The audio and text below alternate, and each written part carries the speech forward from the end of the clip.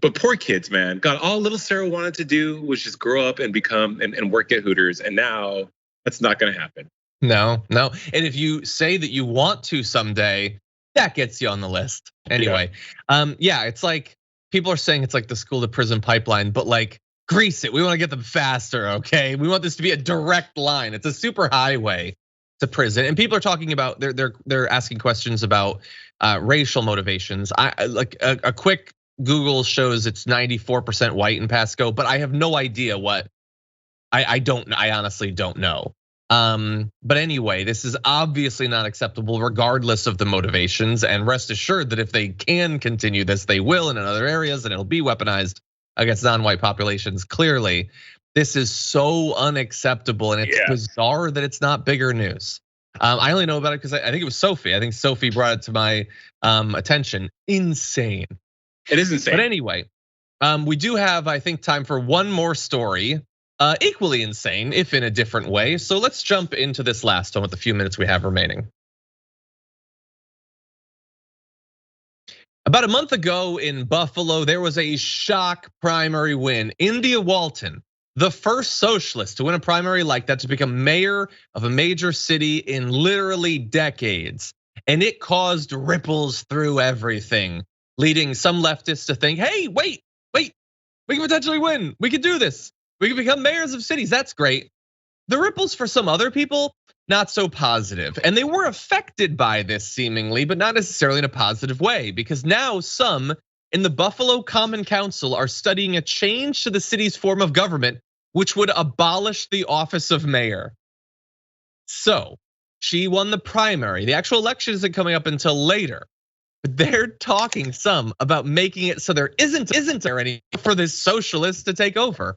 University Councilman Rashid Wyatt says Buffalo is one of the poorest cities in the country, and it has been that way for more than 40 years. Wyatt says Buffalo should look at changing its form of governance, abolishing the office of mayor in favor of a city manager who answers to and is chosen by the city council. Under such a plan, a city manager would be selected by the 9-member council to carry out the will of the council members. So that's fun, Jason. If somebody wins an election, you don't like them, just get rid of the government.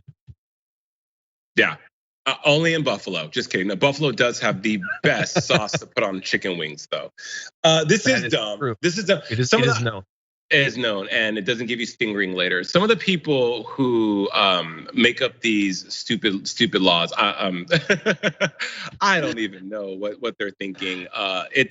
But much like the Minority Report precog making children criminals in the future, this could very well happen. And also, it's not okay. Look, in Buffalo, they're saying that there's been this decades-long history of a decline of the way of life there, right? From housing to the economy and everything.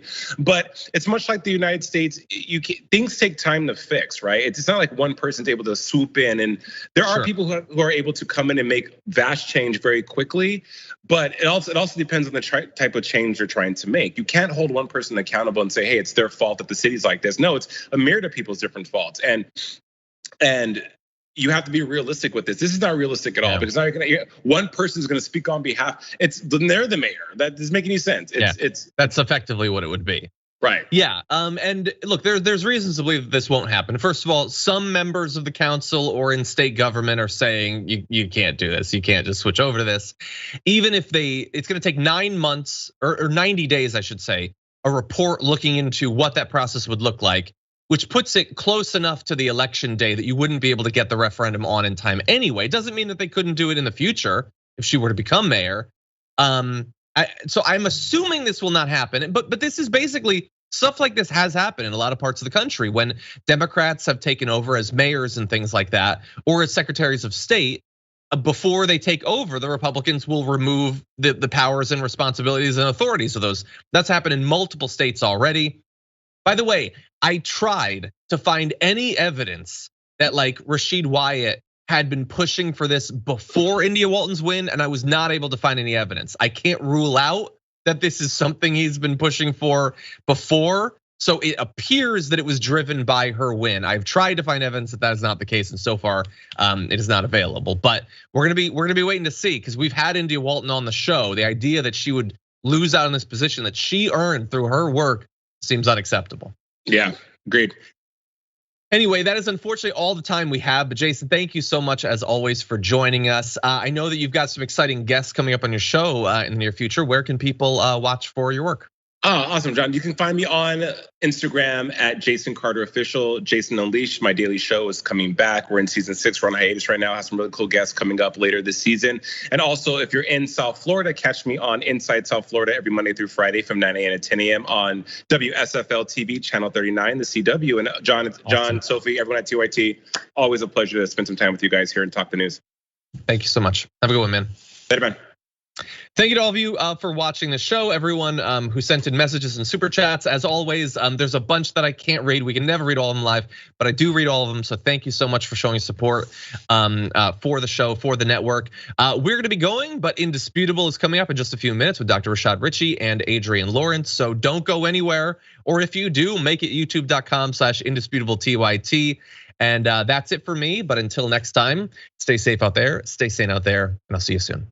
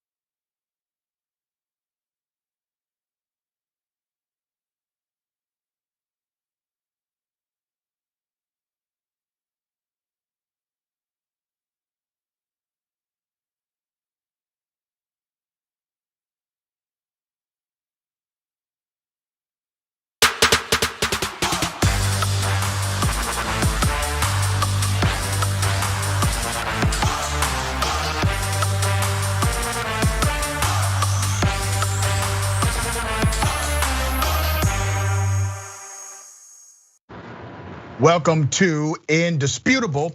We got a lot on the agenda today. Ladies and gentlemen, making sure we break down news of the day, none other than Adrienne Lawrence, author, TYT contributor, legal analyst, an extraordinary individual. Also, in the bullpen, my debate partner will be Michael Loftus, writer and comedian, editor and chief of the LoftusParty.com. Going to be very interesting discussion about cancel culture. And it seems like he has a real problem with the fictional character Captain America. So we'll talk about that. Obviously very important to him. Ladies and gentlemen, there's an Atlanta police officer who kicked a mentally ill woman in the head while she was handcuffed because he's a piece of shh. That's why it happened. Here's the video.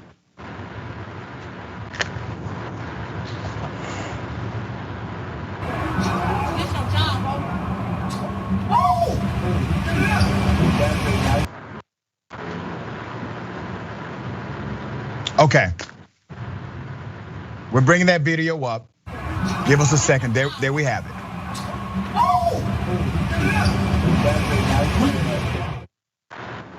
Okay, let me give you some background to this. So there was a 911 call of a woman with a gun. There was no woman with a gun, by the way, but according to the narrative, there was a 911 call. Officers responded and they realized quickly this was a call for a mental health emergency. The woman was handcuffed and they were waiting on the emergency care workers to arrive. The woman, according to the report from APD, she did spit on the officer's boot, which caused the officer, can we bring that video back, to do this?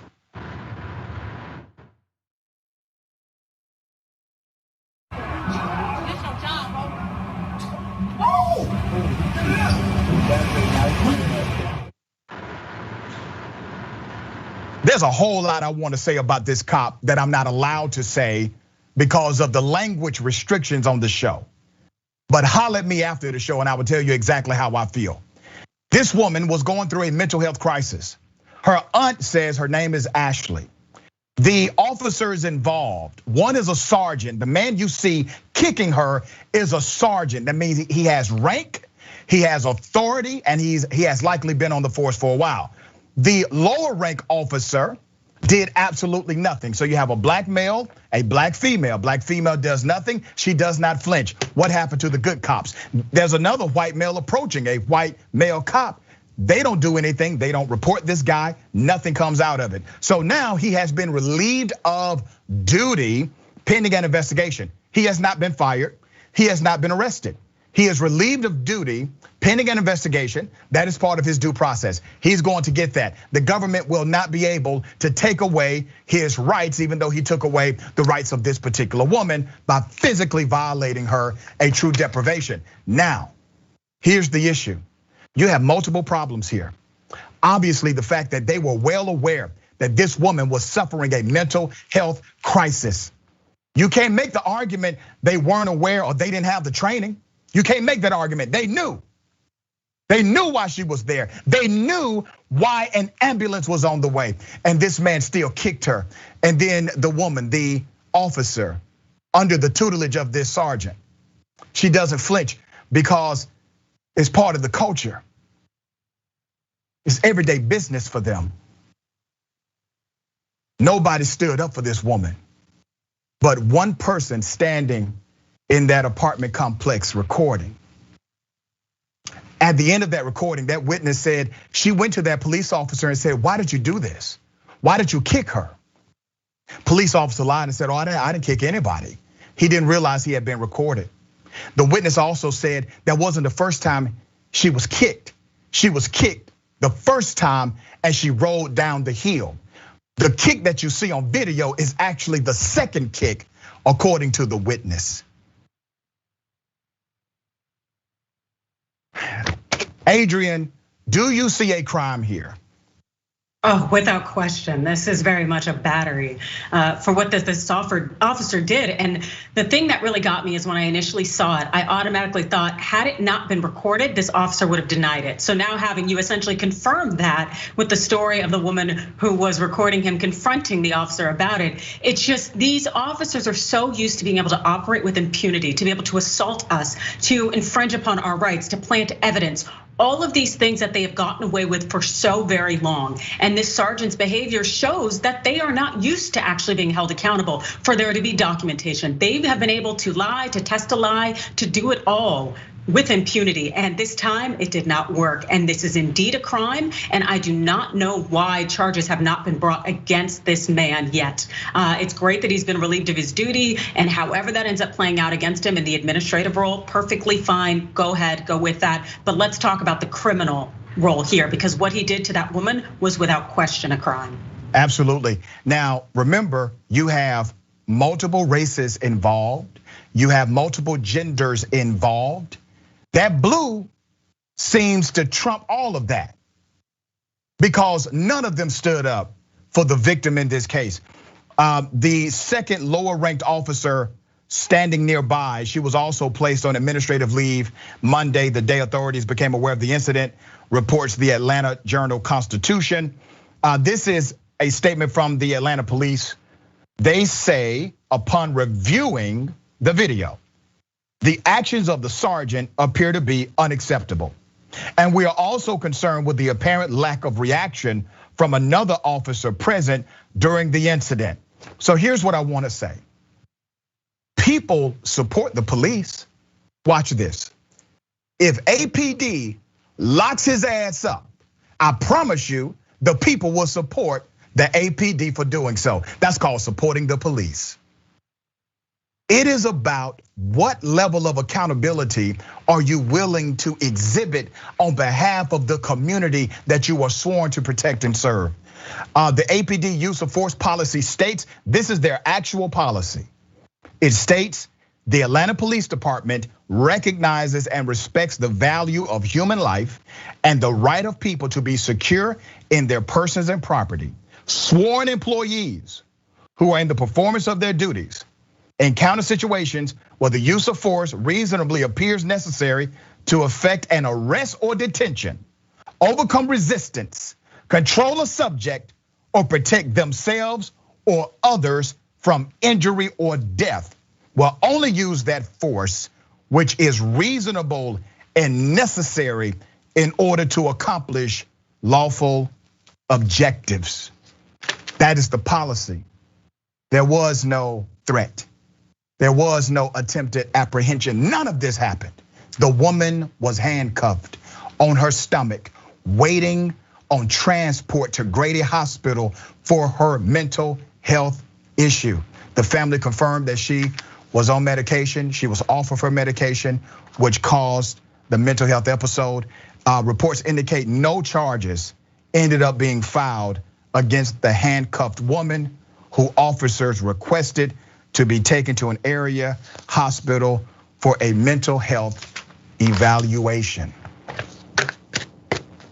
A damn shame. So at this point, here's what I'm saying, because in the city of Atlanta, Adrian, literally they just passed a new rule that said all officers have a duty to intervene when they see something like this happen. So that's why the officer who was watching this is now on suspension as well, right? So you have a duty to intervene rule. I think it should be a statute. I think it should be an actual law, because that's how you start changing the culture. It's not just because bad people do bad things. It's because people that call themselves good sit back and do nothing.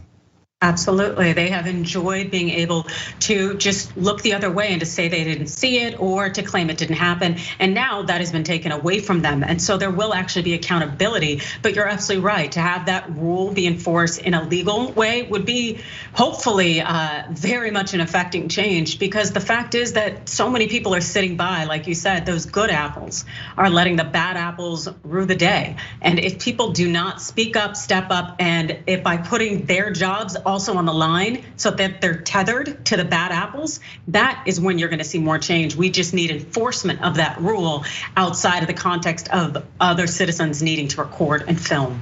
Yeah, and here's the other part of that, and that's very well said. The other part of that is, if you are a good cop, if you call yourself a good cop, and you do nothing while bad cops define your profession, whatever stigma is connected to your industry, you deserve it. Yep. Because you failed to say a damn thing when they were violating the rights of our brothers and our sisters, fellow citizens, humanity. What job? There's no job on the planet that will cause me to sell out my very soul. I promise you this, Adrian, if that woman who's a cop, if she would not have had the uniform on and she saw a man kick a woman on the ground like that, she would have said, oh my God, I can't believe that. That's horrible. If this black officer did not have the context of that uniform and he saw somebody manhandle his mama like that, I promise you he would be appalled. But in the context of that damn uniform, all of a sudden your ethics become situational.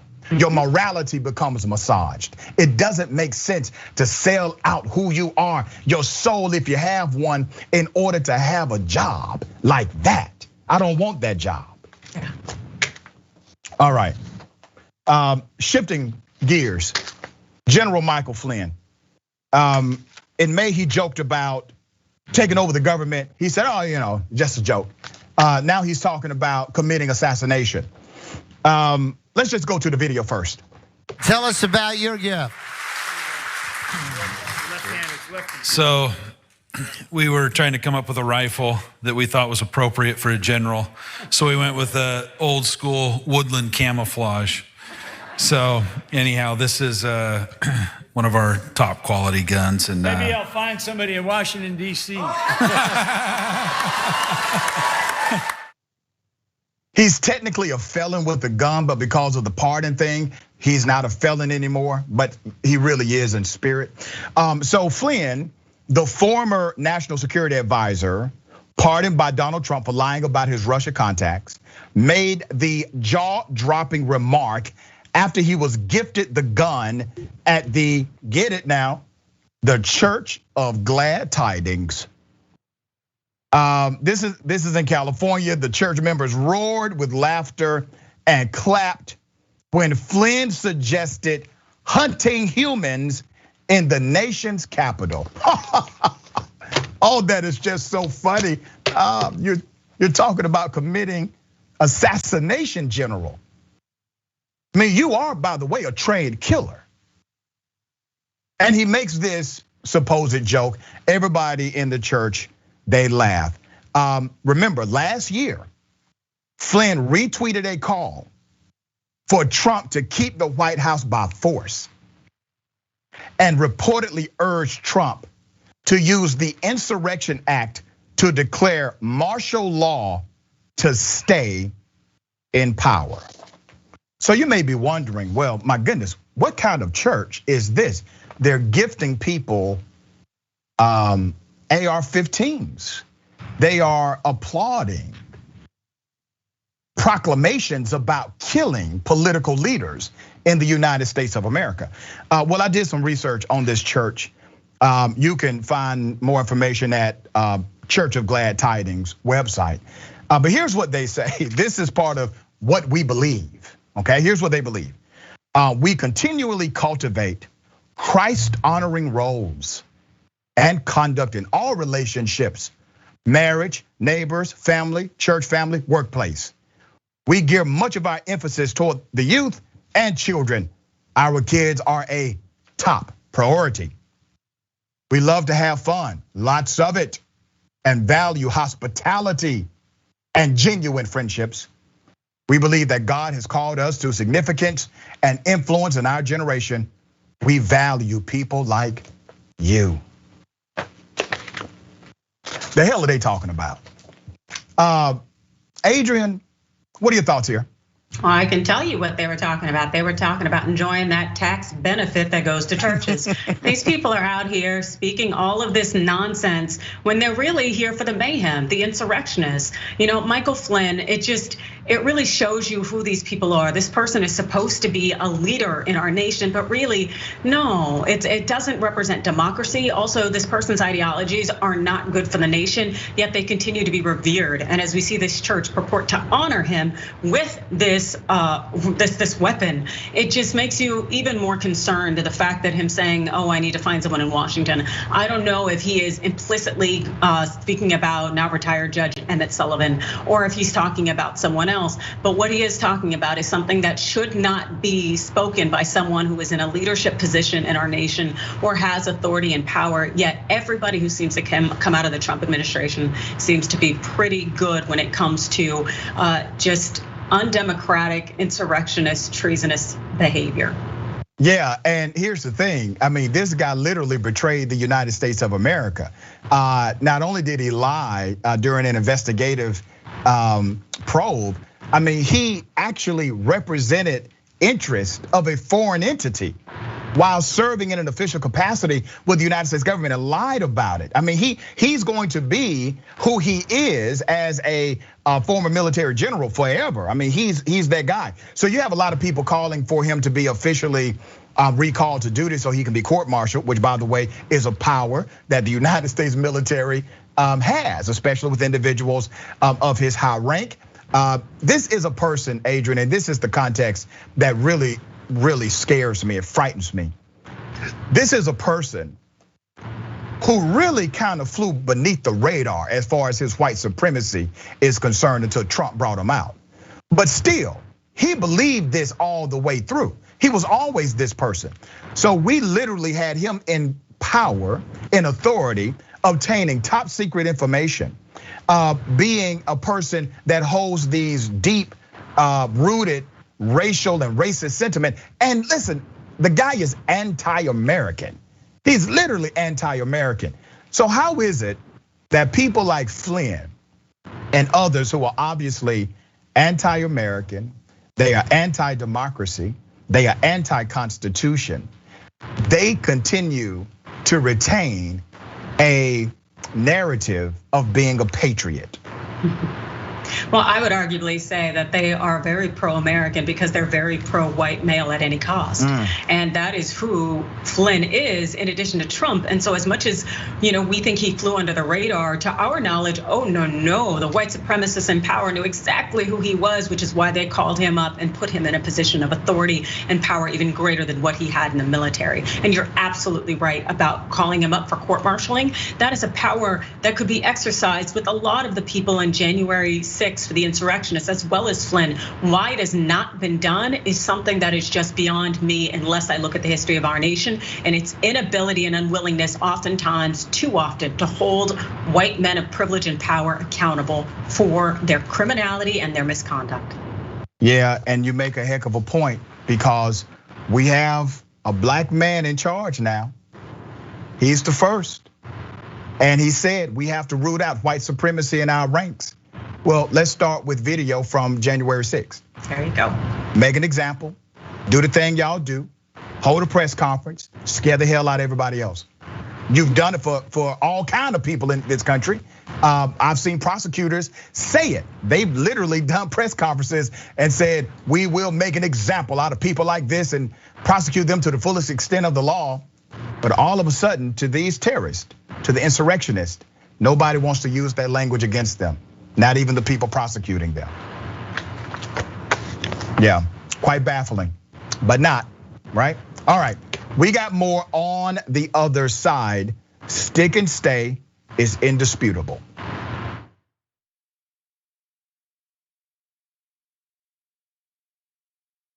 Cenk Uygur is not here today, which means that I will be able to talk during the show. We'll see. Poor Cenk, under the bus. My God, if Jesus came back, how much would the Republicans hate him? So now you have to give away all of your possessions to the poor. Steve King would be like, oh, Weezy. Everyone should be lucky enough to have a John Iadarola in their life. You confused everyone?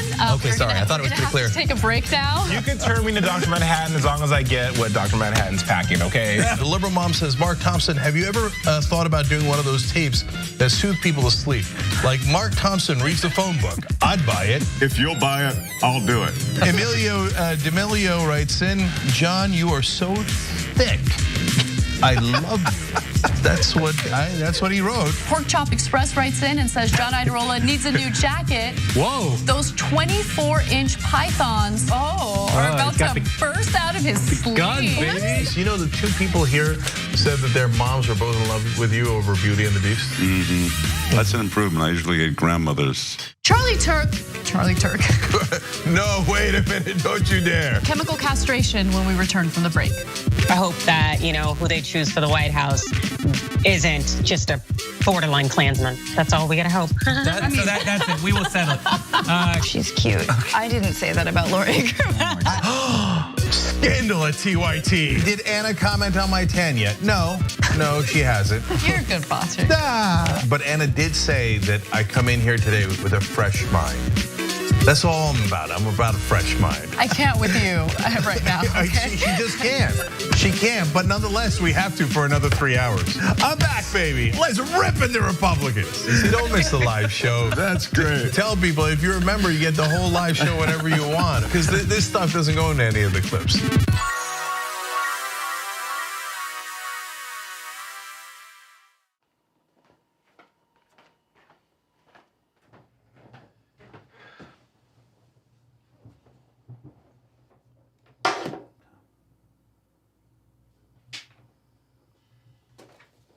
Welcome to the Damage Report. I'm John Idarola. This is gonna be a big one. Meanwhile, in the Arctic, you know where this is going. You watch the Damage Report, the Arctic's on fire. Obviously, why would we be talking about the Arctic except to tell you that it's melting once again? The Republicans aren't that interested in it. I wonder why. Lift out of poverty up to 3.7 million people, including an estimated 1.3 million children. Hashtag save the children? Not if it costs money. I mean, come on. What's happening? I'm Dr. Rashad Richey, host of Indisputable with Dr. Rashad Richey. Here's the bottom line. I play no games about policy, period. Too many people's lives are at stake. So here's what I do. I challenge conservative ideology that hinders the growth of this country. I make sure we place our facts in proper context, and I have no problem debating anyone on a position that I have. Progressives have the ideas to change the world, but when you really look at it, progressives have always changed this world for the better. I want you to tune into my new show, Indisputable with Dr. Rashad Richey, right here on the TYT network, 2:30 p.m. Eastern time, 11:30 a.m. Pacific time. I'll see you there.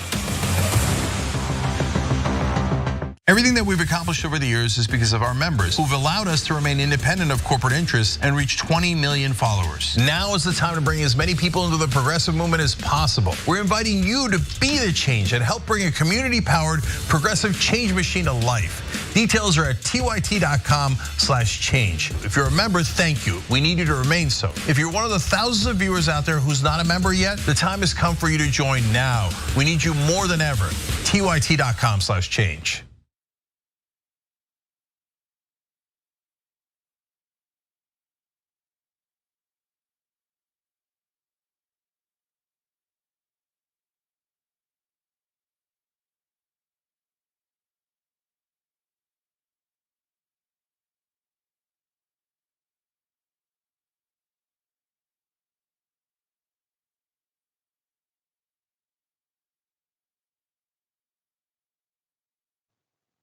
Welcome back to Indisputable. We got a lot of viewer comments. Let's get to it.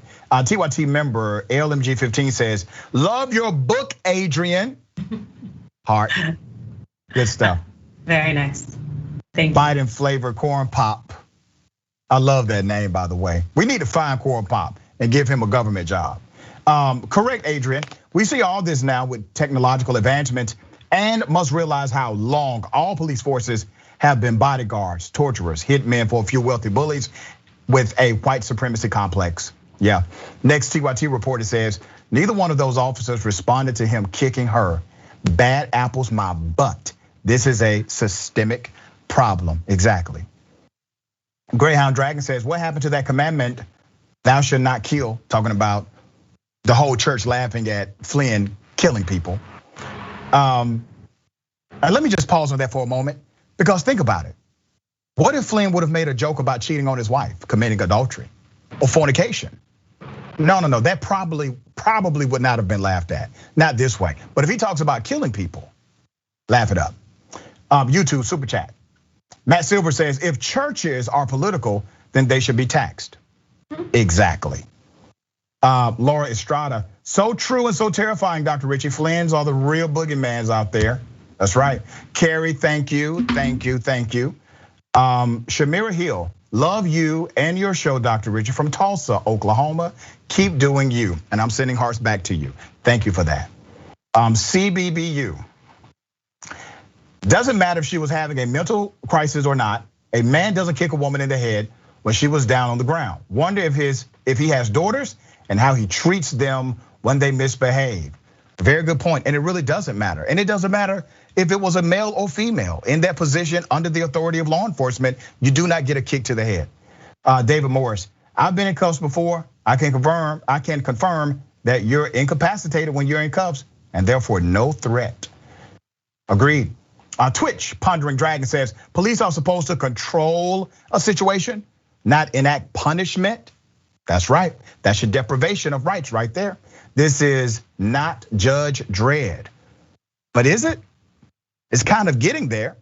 Qualified immunity and all, right? Yaron Gates says, what would that officer do if another cop did that to his mom?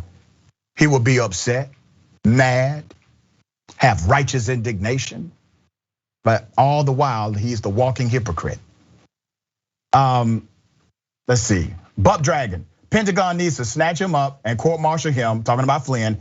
They don't even need to reinstate him to do it. All right, yeah. Ladies and gentlemen, I wish a Karen would. You wanna call the police on him for having a barbecue on a Sunday. You're still free, back off! I'm gonna tell them there's an African-American man threatening my life. Not the law. Yes, no, that's disrespectful though. I asked her to step away from my son. Side with her. Because this one is. No, it's not. When you just told her to go back to the country, how does that make sense? She doesn't. Why is she so mad at me? That's a flush. But just told her. No, she's not. You just told her to go back to her country. What are you talking about? Because she's coming for us like a handcuff, whatever that thing is. And hey, you don't gotta talk like that though. She's not telling you anything. I know she didn't tell you anything. She just said stay away from her son. That's all she said. She's asking you to give her that person. Son doesn't even have a mask. Well, you know what? You're not telling anybody else. So get over yourself. There's more. There's more. This one actually has a pretty good ending. Now, in this viral TikTok video, a Muslim woman captures a Karen who criticized her hijab while in line. This was at a Santa Monica grocery store. The Karen also refused to keep 6 feet away from the woman's son, okay, from her son. According to the TikToker, this all began when Karen had asked if she was in line and rolled her eyes at the TikToker. Karen then allegedly attempted to place her items on the conveyor belt despite being behind the TikToker in line. That's one thing you don't want to do. Now, here's where employees joined by customers backing up the Muslim woman who is being criticized by this Karen. No, the whole point is that you have to be 6 feet away, and then you want to be racist. Stop. You're just being crazy. No, we're not. No, you're being the crazy one right here. Don't talk to her like that. Yeah, don't be talking to her like that. You know what? You go get over yourself. Yeah, don't be talking to her like that. Excuse me, can I ask you why you hate me? I don't care. Just because I'm wearing a headscarf? That's what you wanted, huh? What else do I need to do? I mean, what? I'm not doing anything wrong here. No, I'm actually. I'm not doing anything wrong here. It's just a listener who thinks she's privileged. Talk to her like that, though. I don't know why you hate me. I didn't do anything. Wait. Don't talk to females like that. Wait. I'm trying to protect the female. No, he's defending what's right. But do you hear what she's saying? She's being racist. She's being racist. I'm not gonna say anything. You're racially profiling them. You're racially profiling. Hold it. So what we gonna do is thank you. The woman was very emotional. She was distraught. I'm talking about the victim here. But it does have a good ending. And here's what happened. At the end of that, not only did employees step up, customers stepped up. She was walked to her car by a couple. Her and her son were walked to their car to make sure they were safe.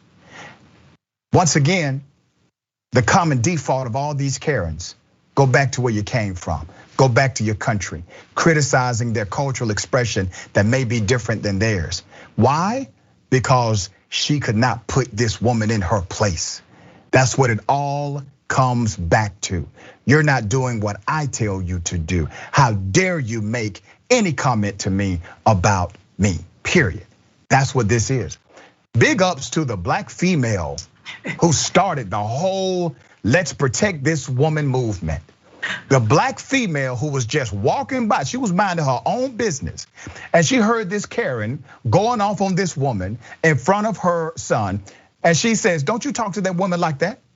And the way she said it, I'll be honest with you, it kind of reminded me of my auntie. The way she said it, she said, don't you talk to that woman like that?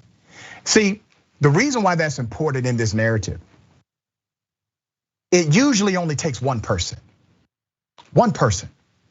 to say something like that, which is the spark. And other people, their light is able to shine as well. And what you saw, ladies and gentlemen, was a woman full of darkness surrounded by people who were full of light. And I would dare to say that many times that's the reality.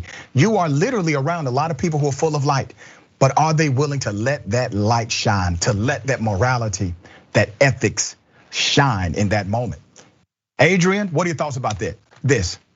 Well, you definitely kind of swung in and made the observation that I was gonna hit on. The fact is that it's a black woman who steps up, who regulates the behavior and says this is unacceptable and sticks her neck out. And that's often the case I've seen in public interactions, that it is a black woman who comes forward and is the first person to say, no, this is unacceptable, leave that person alone, to stand up, to defend. But then of course it makes me wonder if the roles were flipped, if this woman, this TikToker were black, who would step up, who would speak up? And so I think we need more people to come forward and to be using their voices, because it can't always fall on black women. And at the same time, as a black woman, we're often left out in the cold when it comes to needing people to defend us. And so I just think it's a very powerful thing. And I'm really, really glad that this happened in terms of these people rallying and stepping up, but we need that more consistently across the board. One of the things we notice routinely with the Karens across this country is that their entitlement isn't just entitlement, all right? If it was just entitlement, if they were just being brats, maybe they don't make the I wish a Karen would segment. But they always go to a racist default. Go back to your country. They have to criticize their culture or their religion of faith, criticize them for their race. Why do you think this is the default setting of these Karens in the middle of conflict? The xenophobia, racism, that intersection with sexism. It's a very just common thing of creating that us them narrative. It's something that people can reinforce, because oftentimes people they'll shy away sometimes from saying something as overtly racist as the N-word or other racist tropes. But what they'll like to go to is creating this whole nationalistic us them narrative of pushing go somewhere else, go back from where you came from, because it feels a little more acceptable than going straight for some kind of racist epithet. Yeah, very well said. Speaking of sexism, there's a reporter that I must highlight, because this woman kept her cool in the middle of sexual harassment. I bring this up, Adrian, because you have a book that talks about some of this stuff, and you know it from a legal as well as professional context. Brianna Hamblin, a reporter for Spectrum One News, or Spectrum News One. This is in New York, Rochester, New York. Shared an incident on Twitter, which a couple of pedestrians sexually harassed her as she was trying to do her job, and just happened to be recording. Here's the video. Hold on. Get your line off. I'm not on yet. Okay, thank you. We don't want to. Yeah, we're not on. Nice. 20 seconds. Thank you. Early in the morning. Beautiful. hustler as hell. Thank you. God damn. I better not be on camera. But why are you over here on camera though? Watch Spectrum News, you can find out. Go find a TV and watch Spectrum News. You can find out. For what reason?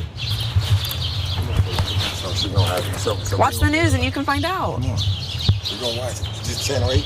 This is channel 9 and 1 usually, 1 and 9. So I gotta get on. See, that's why I can't be left alone with a black woman. Or a mulatto.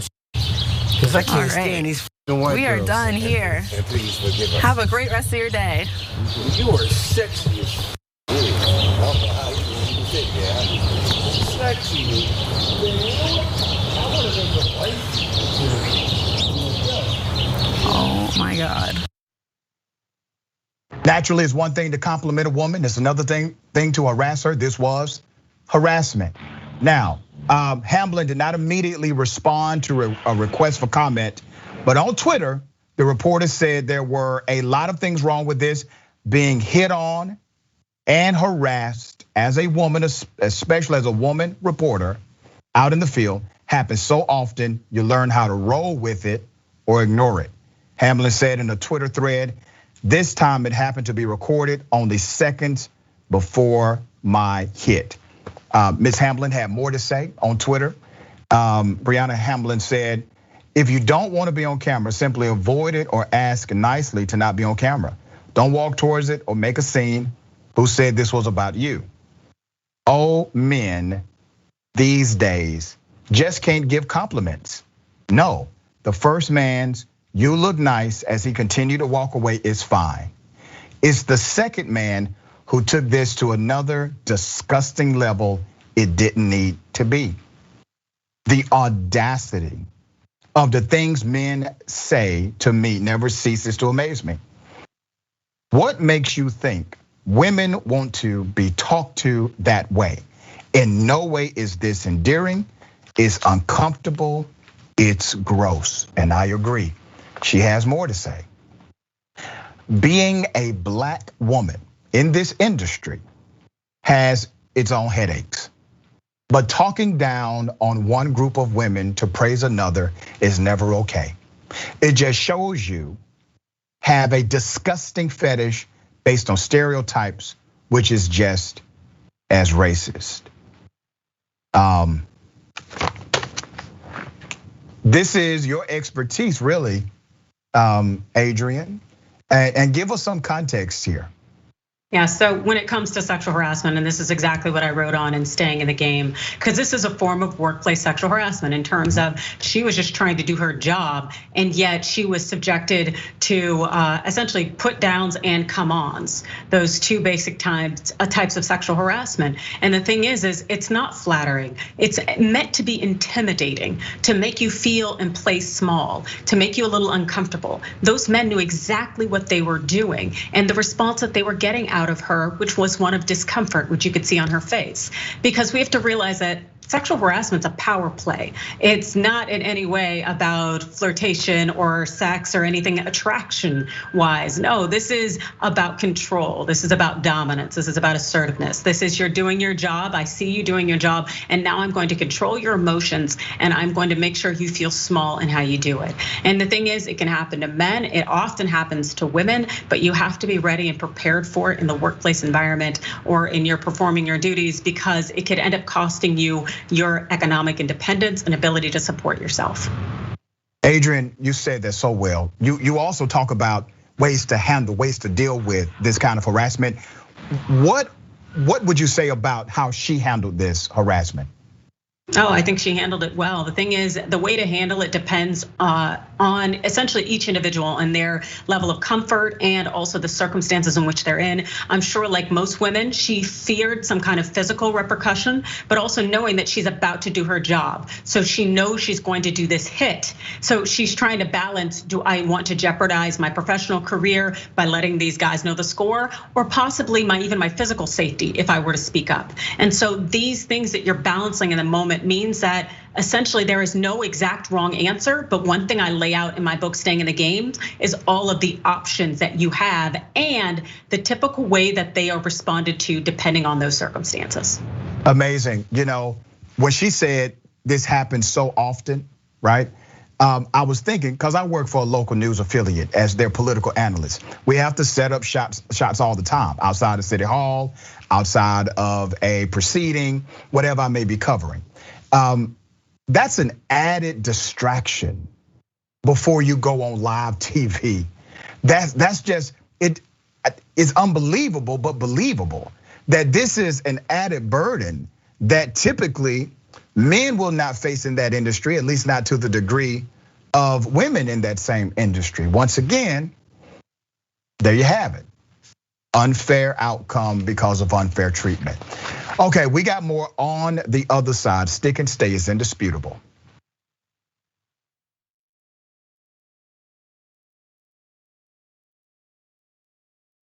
Well, the Young Turks, the Friday show is gonna be awesome. We're gonna help us over here. Drop it. We became the first ever daily online web television show. No, the Constitution is the very core of America. The fact that we don't spy on American citizens, that we get a warrant, that we go to a judge, that we have a procedure, that we have due process, that is America. On top of that, they go, why don't they just stay at their own schools? You gotta realize something. These schools suck.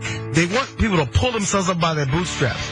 You ain't got no straps, you ain't got no boots. He lit these fires in trash bins all around town out of frustration. 99th most viewed channel today on YouTube.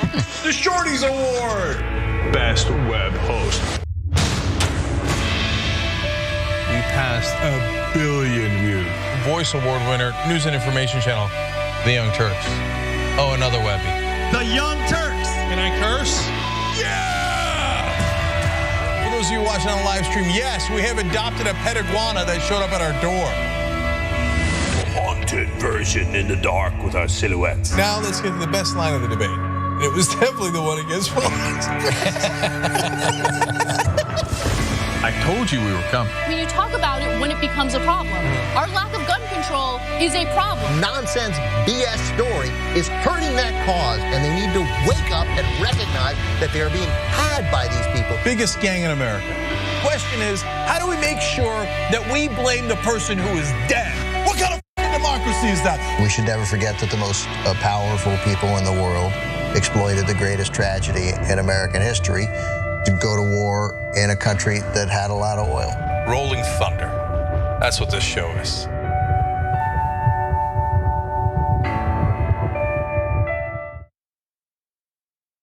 Never in my life did I think I would like to see a dictator. But if there's going to be one, I want it to be Trump. Tick-tock, tick-tock. Where's the line? We've crossed every line you can imagine. We are a socialist country.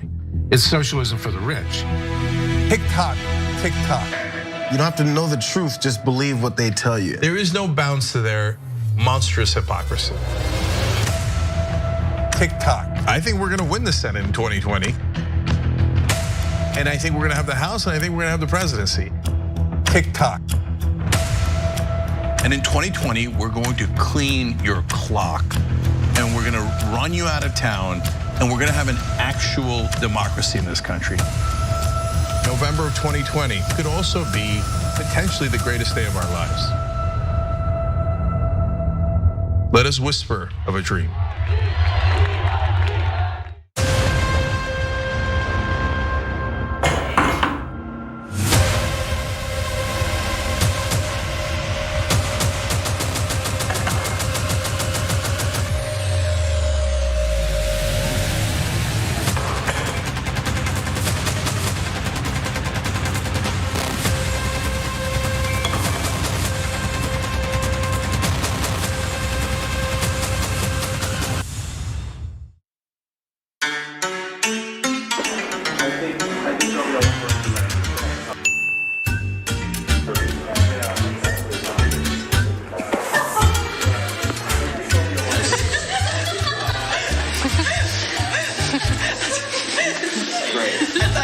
Smacked it back that I like.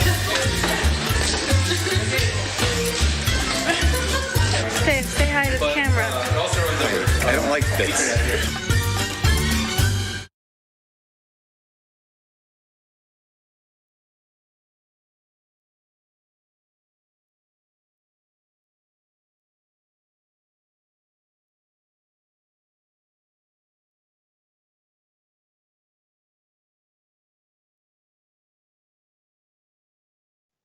Welcome back to Indisputable. We got a lot of viewer comments. Let's get to it. All right, TYT member, Bodega Boy One Done.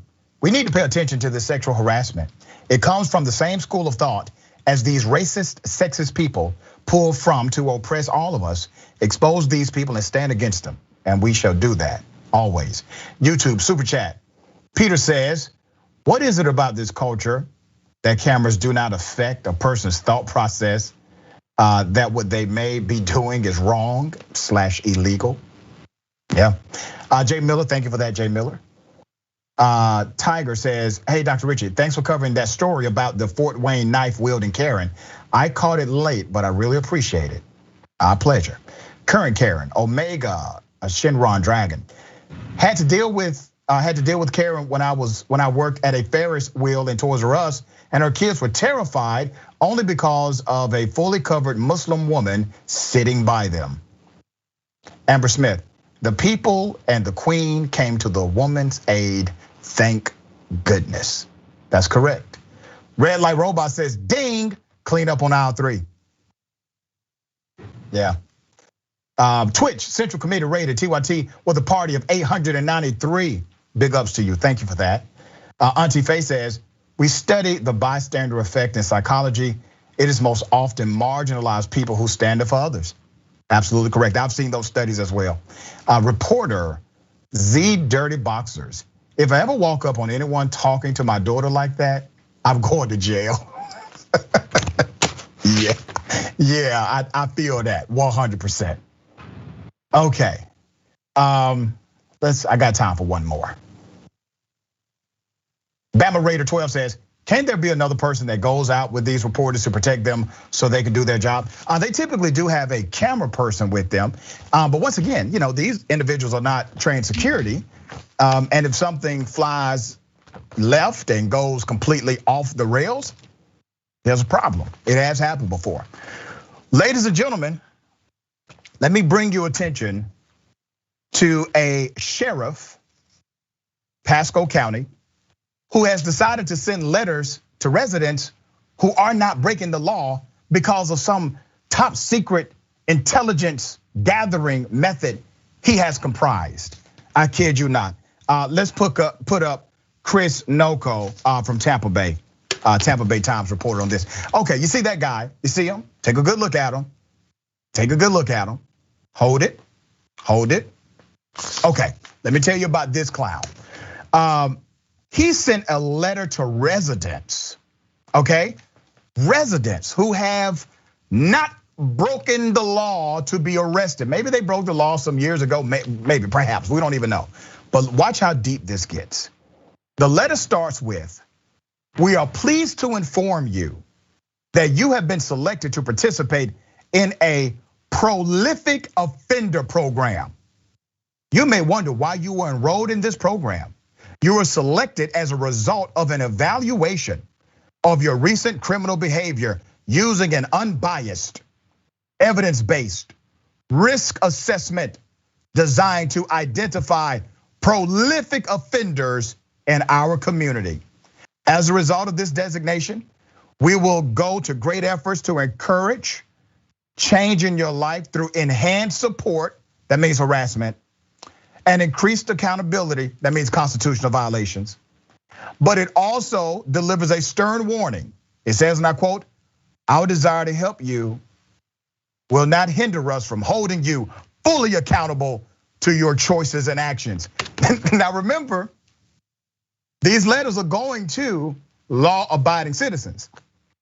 If you've gone to jail before, you served your time, you paid your fine, whatever it is, you are now a law-abiding citizen.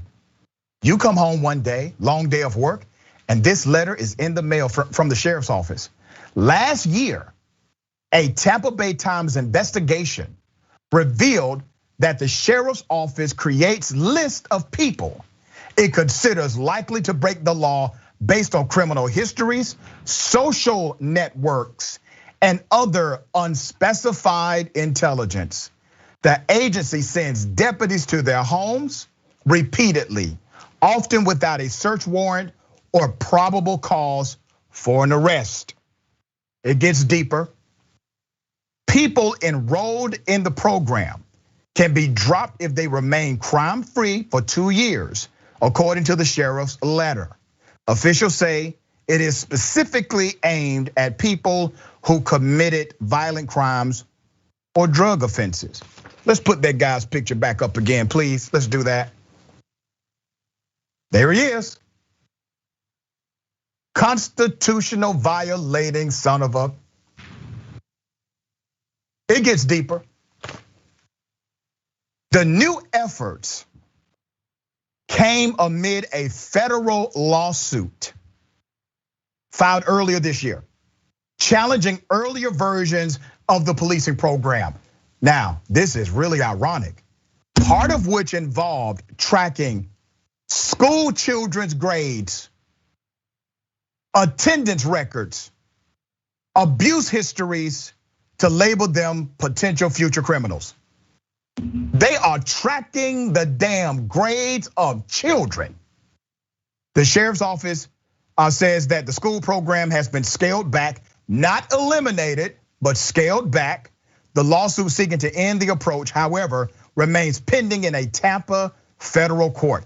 A spokesperson for the sheriff's office said the prolific offender program is completely separate from the school program. I mean, there's two different things here, okay? Once again, put his picture up. I want you to remember this clown. Okay, based on prior incidents, being named a sheriff's office target could have serious consequences. Deputies showed up at homes at all hours of the day and night, writing tickets for violations like overgrown grass and making arrests for any reason they could find. By 2020, get this, by 2020, 1,000 people had been ensnared in this program. 100 of them, about 100, were 18 years or younger. Targets and their relatives, including 4 who are now suing the sheriff's office in federal court, described the tactics as harassment and a violation of their constitutional rights. National policing experts draw comparisons to child abuse and surveillance that could be expected under an authoritarian regime. This is a damn shame. This is shredding all of your constitutional protections to privacy and everything else. These people are literally being punished by the government for not breaking the law, Adrian, you're a lawyer. You got to give me some A, B, and C of how in the hell this is even possible. I definitely do not think this is lawful in any way. Authoritarian regime would be the right descriptor of it. The fact is that this is essentially de facto parole probation for people who have not broken the law. And you know what? The reality also is that if you are hounding people more often, yeah, you are more likely to find criminal activity. And the bigger question that I have in this Pasco County, which happens to be Mark Rubio and Rick Scott's territory, is what does it look like in terms of who's targeted? Who is on this list? What are the similarities we have? Race, class, gender, what are we looking at? We do know that in Pasco County, about over 80% are white. 13% white Hispanic, but still only about 6-7% are black. I wanna know what's the distribution look like on that list? Because I can probably tell you this harassment scheme that's going on, that it likely is attacking people who come from marginalized groups. And the sheriff's office, it should really be ashamed of itself, if not slapped with some kind of federal lawsuit from DOJ, because this is criminal to the bone. These horrible individuals were taking the grades of children as part of their intelligence matrix. And then they literally say an unspecified intelligence, meaning this is stuff they don't want you to know about, right? This is part of the calculation they want to keep top secret, G14 classified. There's a reason why. They are operating as if they do not work for the taxpayers in that community. You're not a private corporation. You don't get to do things in secret. You are a public official. You are paid by taxpayer dollars. If this county, if these officials allow them to get away with it, it's coming to a community near you. Believe that.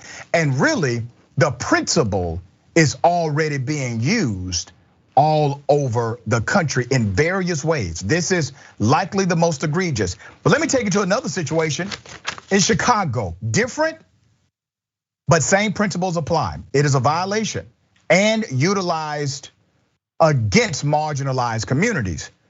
Motherboard report finds shot spotter. You heard that right, shot spotter is altering evidence at cops' request. So let me give you some background on this. There's a court filing reviewed by Motherboard, analysts for this company called ShotSpotter.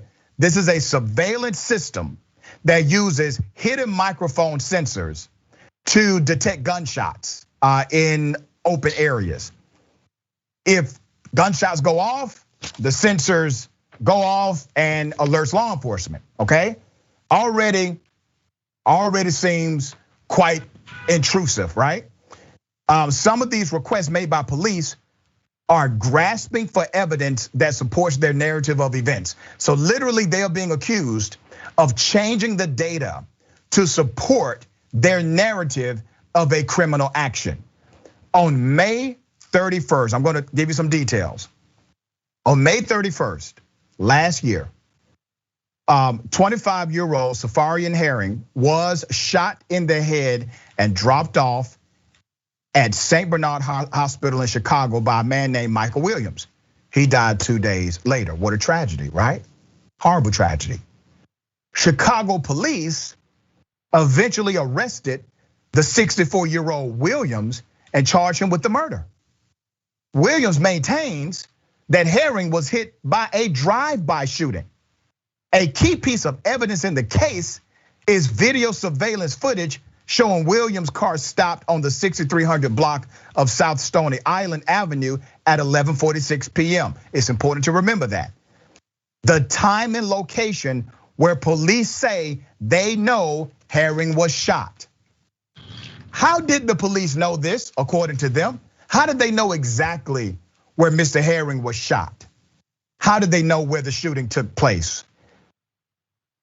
That night, 19 shot spotter sensors detected a percussive sound at 11:46 p.m. and determined the location to be 5700 South Lakeshore Drive, a mile away from the site where prosecutors say Williams committed the murder. According to a motion filed by Williams' public defender, the company's algorithms initially classified the sound as a firework. That's what it was initially identified as, a firework. That weekend had seen widespread protest in Chicago in response to George Floyd's murder, and some of those protesting lit fireworks. So the technology literally said, we're classifying this as a firework. But after the 11:46 p.m. alert came in, a shot spotter analyst manually overrode the algorithms and reclassified the sound as a gunshot to fit his narrative, to fit the case.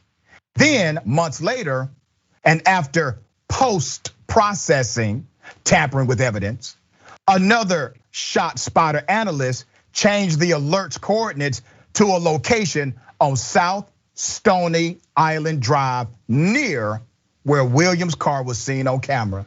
They manipulated what the technology said was a gunshot. Technology said these were fireworks. They said, no, we're gonna override it and tell the system it was gunshots.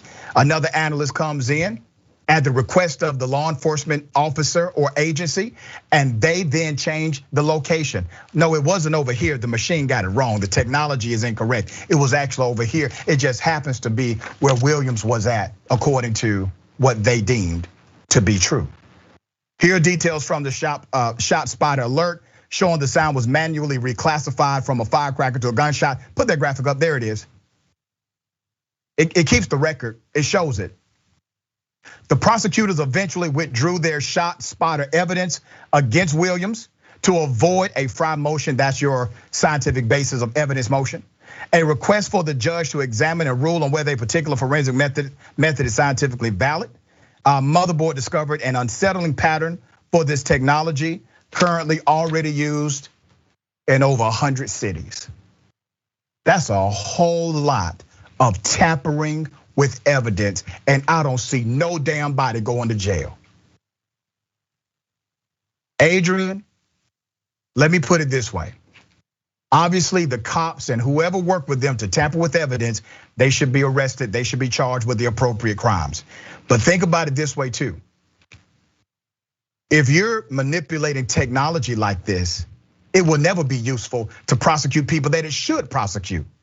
Because every time you use it now, because of what these guys have done, it can always be questioned. So it hurts all of law enforcement, even when you are appropriately prosecuting someone who deserves it. What are your thoughts? I think it really does put into perspective who is law enforcement really looking to target, because clearly it's not necessarily people who commit crimes.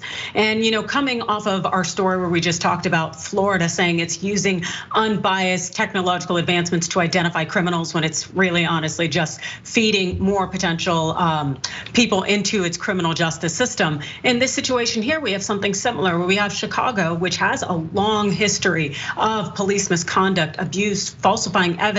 What it's doing is just, again, with this shot spotter thing, where it's unreliable. It's proven to not reduce gun crimes. And the thing that really gets me is that so far this year, the courts in Chicago have been weeding through falsified evidence for months in connection with the former Ida B. Wells housing project. And so far that they have dismissed over 100 cases where officers planted evidence, falsified it. And recently, I believe it was about February 9th, more individuals were exonerated after they were sentenced to prison using falsified evidence there in Chicago. The thing is we have a problem where law enforcement doesn't necessarily see that there is actually crimes, but they're out almost committing them or falsifying evidence so that they can justify their jobs and maybe enjoy reinforcing the systems that we have. At some point, the culture of policing, to maintain or to even increase some level of trust, they have to be in the business of arresting their own. They're going to have to start doing it. It is a clear violation. If you tamper with evidence, that's against the law. If you write a false police report, that is against the law. If you kick a woman in the head while she's handcuffed, that is against the law. Both of those officers in the APD situation, they should have went ahead and arrested the man who did it. Arrest him on the scene. Let me ask you this, Adrian, because I've never seen it before. Maybe it has happened before. I have never seen a police officer arrest another police officer on the scene. Why? Yeah, I've actually seen it once. It happened somewhat recently where an officer he got physically forceful unnecessarily with a suspect and he was arrested on the scene. And so that was one of the rarest things I've ever seen. I've never seen it other than that one time in my life, and it was post George Floyd. The thing is, there are a lot of instances where things are not being documented or recorded, or these officers get to sit with impunity for months and months until there is possibly a civil suit, and all of a sudden the body cam footage becomes public on Twitter. But otherwise, it's not happening. It's not happening enough because we see it all the time. Yeah, and even with clear, convincing, precise video evidence, they still have a union, they have lawyers, they have individuals that would donate money to them in the tune of hundreds of thousands. They have all of this. As soon as it is revealed, they actually violated the rights of another citizen. Adrian, always a pleasure. Tell people how they can get your great book and check you out on social media and beyond. Thanks. You can check out Staying in the Game, the playbook for beating workplace sexual harassment. It's in the TYT store. You can also catch me on Twitter at Adrian Law and on Instagram at Adrian Lawrence. Thank you, my sister. I appreciate you being on the show. Thank you. All right, we got more. Stick and stay. The bullpen is next.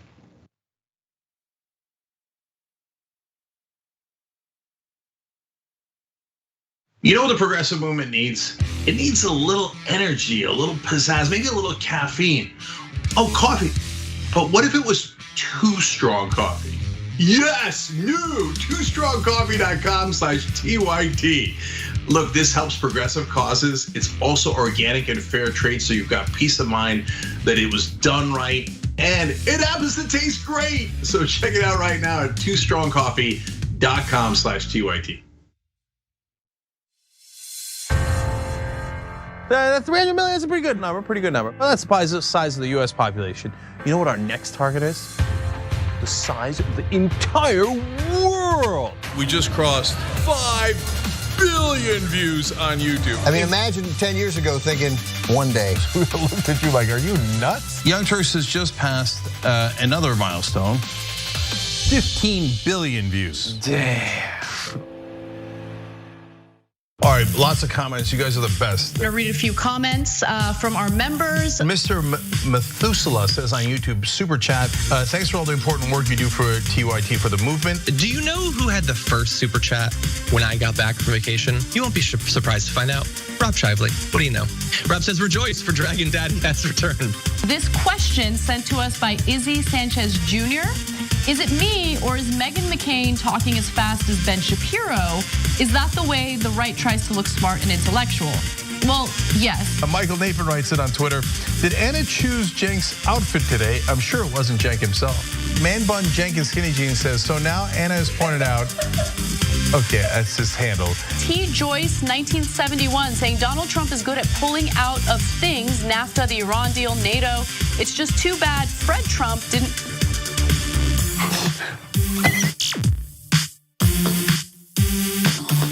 I want you to take on the spirit of one of my sheroes, Harriet Tubman, who said these words: if you hear the dogs barking, keep going. If you see the torches in the woods, keep going. If they're shouting after you, keep going. If you want to taste the freedom, keep going. At this particular moment in time, sisters and brothers, we need somebody that is not going to flinch, somebody that's not going to equivocate when it comes to the workaday people of this nation. You're speaking a language that voters understand, which is you're worth it. I think the key to everything is Nina Turner. TYT has an exclusive announcement, Move On, which has chosen to endorse Nina Turner for Ohio's 11th congressional district. We have to tell them right here in the heart. Right.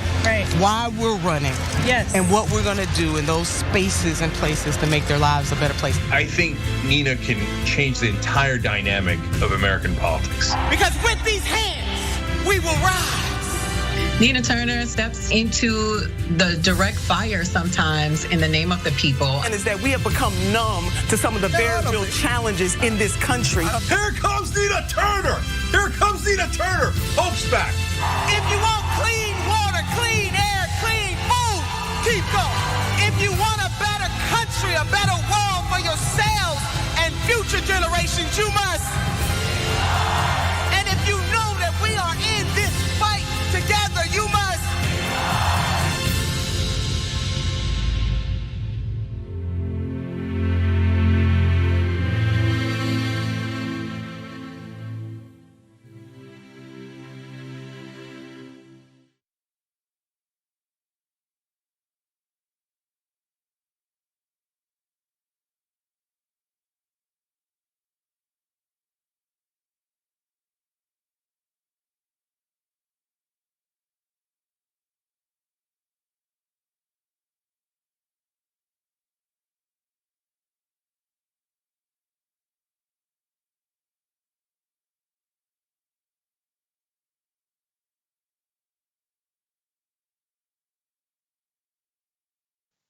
Welcome back to Indisputable. We have a lot of viewer comments. I will read as many as I can. Thank you all for chiming in, all right? TYT member Mickey C. the Silver-Haired Dragon says, so the future is now. Let's start arresting those we think might commit a crime in the future. Wasn't there a sci-fi novel way back with that topic? You know what I was reminded of? That movie where they had the people that could do the cognitive thing and they were in the goo, you had, triplet, okay. That's what I thought about. Maybe that's his undefined intelligence. He has people that can tell the future. Neo Gremlin, I still can't wrap my head around how tracking from childhood can even be legal. Aren't you supposed to get your record expunged at a certain age? How young are we talking for the tracking behaviors? Once again, we really don't know all of the details. And that's more problematic than anything else. YouTube super chat. Ben Velasquez says, sheriff must be totally feeling himself to spy over citizens. That's exactly what he's doing. Nicole Smith, just because somebody doesn't do well in school doesn't mean they're going to be a criminal. Many abused children grow up as anti-abuse activists. WTF? Yeah. About the tampering with evidence. Bidingale says tampering with evidence is a crime, but will they face any consequences for that? Well, they have not as of yet. All right, ladies and gentlemen, welcome to the bullpen.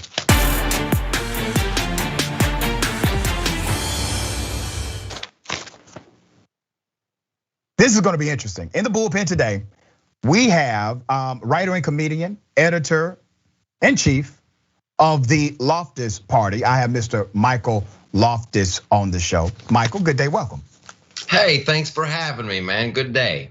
All right, so you are a comedian and writer by profession, but you do take up a serious issue as it relates to cancel culture and also Captain America. So let me do this first. We get right into it on this show. I do not want to presume what you believe about cancel culture. So give us your sentiment as it relates to cancel culture in America. What is it to you?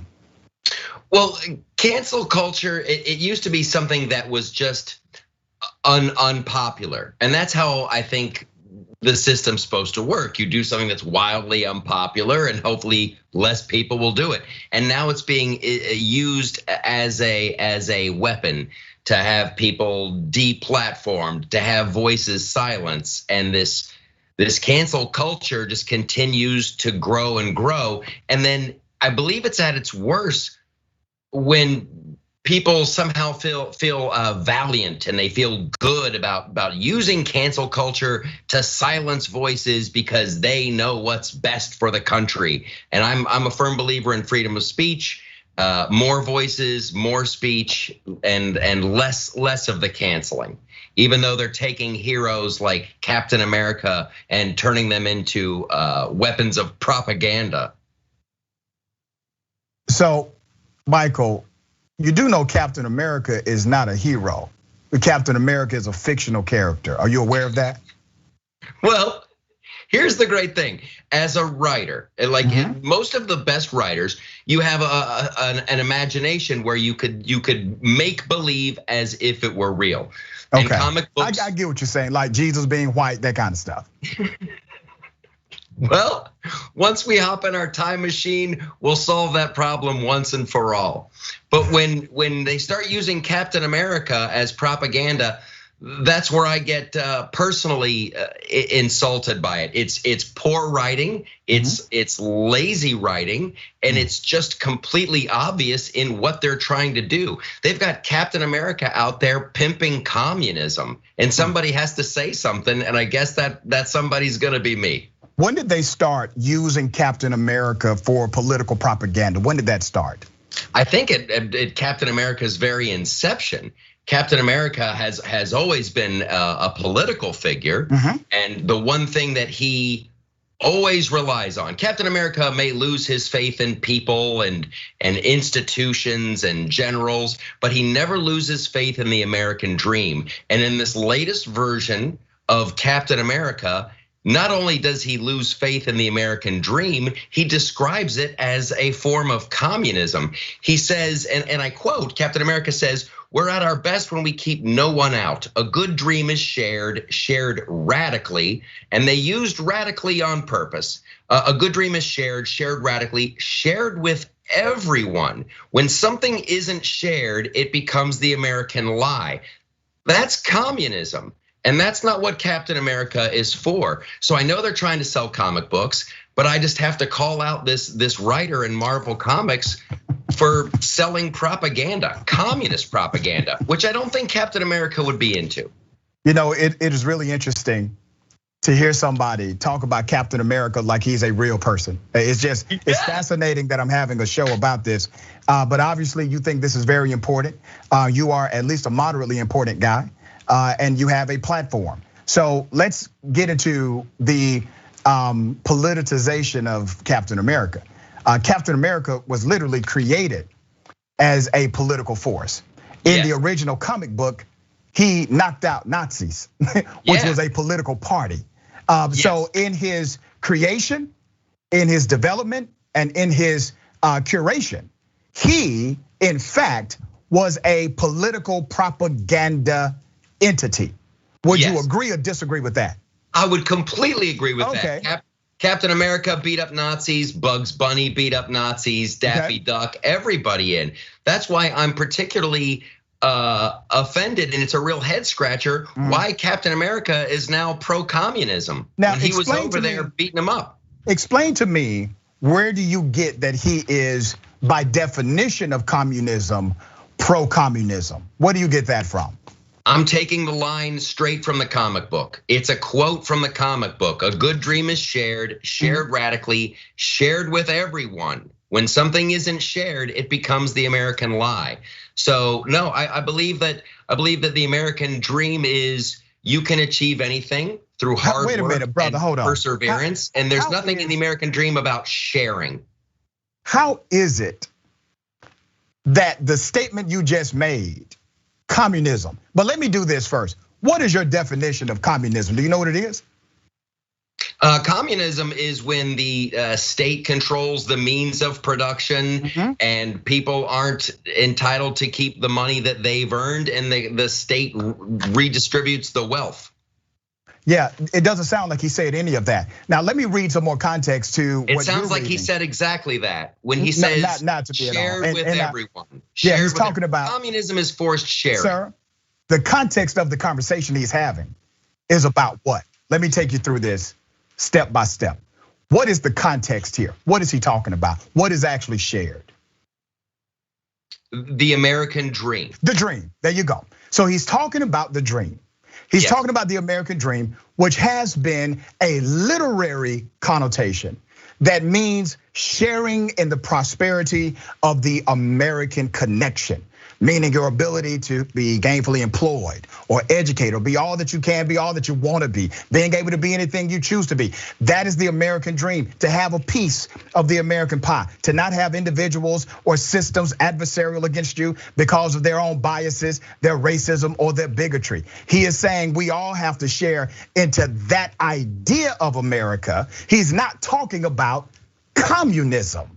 Don't you find that to be a stretch, brother, when the entire context and subject is about the American dream? Okay, so when he says a good dream is shared radically and it's shared with everything, he didn't say government. He didn't say government, sir. When something isn't communism shared, is a governmental structure, a structure of ecosystem of economy and politics. That's not what he said. He's talking about a dream. The context matters. Right, so the American dream needs to be shared radically, and it needs to be shared with everyone. And when something isn't shared, it becomes the American lie. So I guess we should just let everyone into America and let them share our dream. So let me push back on one point. Should we share our dream with Al Qaeda and the Taliban? Should we just let everyone in to share it? Now you're being hyperbolic. So let me push back on one of your points. It is a good thing for people to share in the American dream. When there's an individual who's an American citizen in particular, who is unable to share in that American dream, unable to do so, that American dream is an American lie to them. Do you not agree? That's a lie to them. That's an American nightmare to individuals in this country who are unable to live inside of this American dream as you proclaim. Do you not agree that that is an American lie or American nightmare to them? No, I don't agree at all. I think the American dream is alive and well, and everyone is invited to participate. There's no such thing as the American lie. Plenty of lies in America, plenty of them. One of the greatest lies is saying that that America is the freest country in the world. It's not that by any definition or design. We arrest more people than any other country per capita. We have more incarcerated people than any other industrialized nation. We're not the freest nation in the world. But let me go back to an earlier point that you made. So because I'm allowed to protect my property and people get in trouble for trying to steal from me, that makes us less free? No, Just sir, because those are the that's crimes a I'm crazy talking about, logic Michael. jump. Yeah, Because, that's a crazy, no, Michael, the only crazy logic jump that has the rule of law, that makes us less free. Michael, the only crazy logic jump is that you decided to conclude, to assume that what I'm talking about is connected to property crime. What I'm talking about is connected to statutes and laws and ordinances that are antithetical to many in this country. There's not a person on this planet, in America, who has not broken the law. That's because of how the laws are written, sir. The laws are written in a way to where you cannot have human existence without actually technically breaking the law. That is a true statement. Okay, that's fantastic. That's but it's fantastic. great. Michael, let me do this. What I need to go have back to an earlier just point. by existing. Have you ever broke the speed limit? No, I never have. You're a damn lie. Have you ever not reported 1 penny on your tax return? Somebody may have given you $50, somebody cashed out you 20, and you did not report that as income. Has that ever happened to you? Okay, so has that ever happened to you? We're talking have you about ever not reported income? Moving a decimal point from 50 cents to $1. Man, have you ever not report? Yeah, it is a crime according to the IRS. Okay, you didn't know that? That's a criminal offense. So everyone in America, we're gonna round up all the people who didn't report 50 cents. No, you're gonna not. round up all the people who went 5 miles an hour over the speed limit. My point to you, is that Michael, what you think our jails are full of? Do you think our prisons are full of people who violated the speeding laws? Michael, our jails, 82% of those who are in jail currently right now in your county facility on average are there because of an underlying mental health disorder, alcohol addiction, or drug addiction, or crime of survival. That's 82% of your current jail population in any average county. Do your research on that. Let me go back to an initial point that you made. An initial point that you made was that you are antithetical to the cancel culture. Do you not find it ironic that you are adversarial to the cancel culture, but at the same time you are pro-cancel culture as it relates to the current fictional character known as Captain America? You're pro-canceling him, but you still project to be an anti-culture individual or anti-cancel culture individual? Well, you might have a chance of making a solid point there if I had called out the writer by name. If I said I don't want this comic book writer to ever work again, and that's what cancel culture is. Listen, I'm just trying to send a message to Marvel Comics that they shouldn't be letting one of their most beloved characters be used as communist propaganda. I'm not calling for anyone to be fired. I'm not gonna picket their offices. That's cancel culture. That's so cute. But I have to be reminded that you are a comedian, in fact. So let me read some of the things that people like you are very upset about based on what this fictional character is saying. Because that dream doesn't get along nicely with reality, other cultures, immigrants, the poor, the suffering, people easily come to be seen as different or un-American. That's a bad statement to you? Yes, and not only is it a bad statement, I think it's inherently false. I don't know when Captain America was brainwashed. America, we get along wonderfully with other cultures. We are a giant melting pot. Since when did we not get along with other cultures or immigrants? We've always gotten along with immigrants. That's another real head scratcher. So let me provide some context since you are obviously unaware. Yes. Do you believe racism exists in America? Yes. Do you believe sexism exists in America? Yes. Do you think that people in America if you're saying, just give me a moment, sir. Give me a moment. We'll get to your response. Do you believe that individuals in America who are different from the white male-dominated societal construct are at times treated unfairly based on their skin color, religious expression, or cultural expression that may be different? Yes. So how can you say that in America, holistically, we have always gotten along with other cultures? Well, first of all, I didn't say we've always gotten along with other cultures, but for the vast majority, we do. Just like I don't consider going 3 minutes over the speed limit a crime. What they do was my point. They do. The laws that are written consider that a crime. Right, but no one goes to jail for going 3 miles an hour over the speed limit. No one goes to jail for 50 cents on their taxes.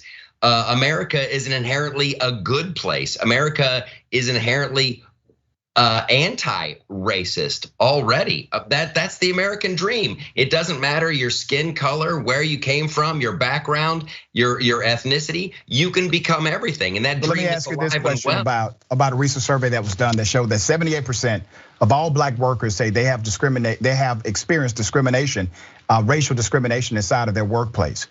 Do you think 70+% of black people are lying about that in America? Well, I'm not familiar with the poll you're citing, but I would definitely question the research. I definitely think that statistic is incredibly high. And I think if I had my own people conducting my own poll, I could find numbers that go the exact opposite way. I mean, the polls aren't worth the paper they're printed on. Well, let me tell you, here's a great one. 6% or only 24% of Democrats think that the news is doing a good job. So the vast majority of Americans are ill-informed. So okay, all right. So let me do this, brother. When you say things like you don't believe in the research, you don't believe the paper that is written on, let me give you some background to a scientific poll.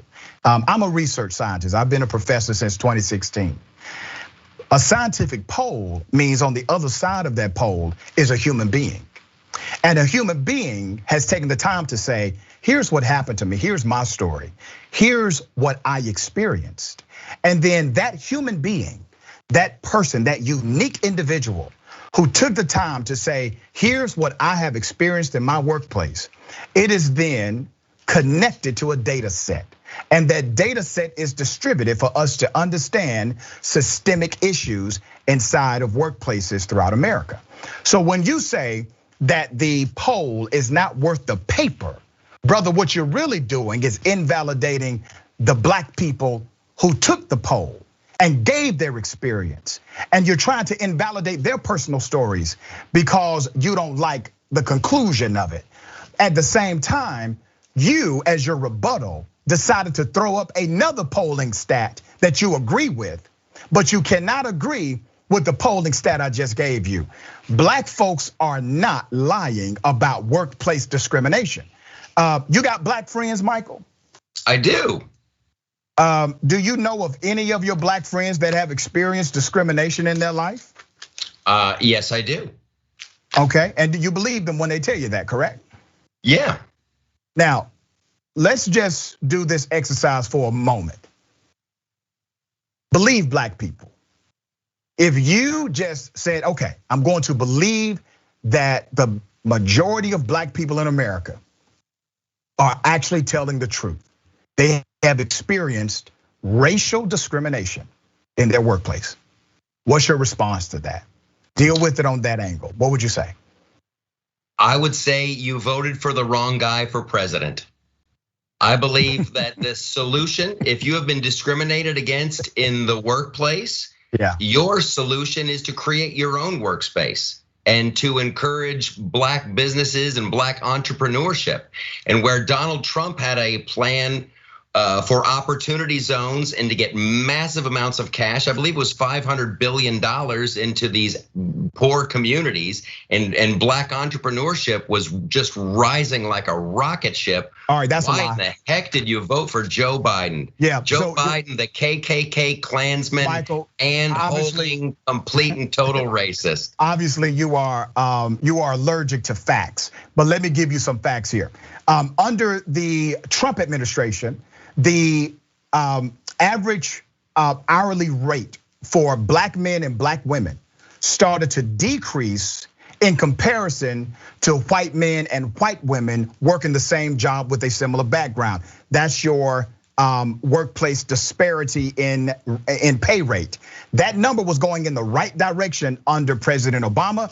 It started moving in the wrong direction where black men and black women were getting paid less on the dollar under Donald Trump. That is a cause and effect relationship because of the Department of Justice refusing to prosecute crimes of workplace discrimination aggressively. So these employers took advantage of that, knowing that no longer was there a watchful eye. Also, to your point about opportunity zones, I don't think you understand opportunity zones. Opportunity zones do not create opportunity for the people zoned in that local community. They create opportunity in tax abatements for developers to come in at a decreased tax rate to develop in that local community, artificially raising the property value and making everybody's property value in those lower income communities skyrocket, and it leads to displacement and irresponsible gentrification. Thirdly, brother, when you bring up businesses, black businesses skyrocketed under Trump, black people under the presidency of Trump made over $800 less annually than in the previous administration. Those are facts, brother. You need to look. So your solution is let the poor people stay poor. Forget opportunity. No, what the hell are you talking about? How in the hell did you get that out of anything I said? Let the inner city continue to crumble. Just let it continue to crumble. Yeah, you just want a bigger hourly wage. Okay. And who cares that black entrepreneurship and black small-owned businesses were up over 400% under Donald Trump? Don't you think no, sir. Once again, owning your own business? Michael, I got to go ahead and correct you on the record again. Technical ownership of a company has continued to increase for all races in America. When we're talking about entrepreneurship, we're talking about people that can pay the bills, right? That's what we really want to see. The Trump administration used a U3 rating system, not a U6 rating system. We're talking about employment numbers and ownership. U3 simply said if you work 1 hour in a 30-day survey month, you were considered employed, fully employed by the administration.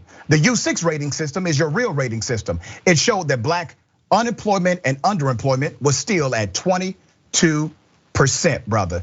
Those are facts. And while we could talk about black businesses skyrocketing, brother, you realize less than 1% of black-owned businesses got access to the COVID money that came out? Less than 1% of black-owned businesses got access to that money under the Trump administration. Well, then I'm sure Joe Biden has remedied that. I can't believe you're so cavalier about not where it should be, black-owned businesses. Oh, I love black-owned businesses, really brother. I shop at black-owned businesses, and I support black-owned businesses in my complete narrative. You do not. You use it as a political talking point. That's it. But I do appreciate you being on the show. I'm flat out of time, brother. Thank you, Michael. Thank you, and I enjoy your assumptions and your fictions. Says the guy who is pissed off at an actual fictional character. You are a comedian. Thank you, sir, for the laughs. All right. Ladies and gentlemen, remember this. Take care of yourself, take care of each other, and take care of this planet. And remember, the truth is always indisputable.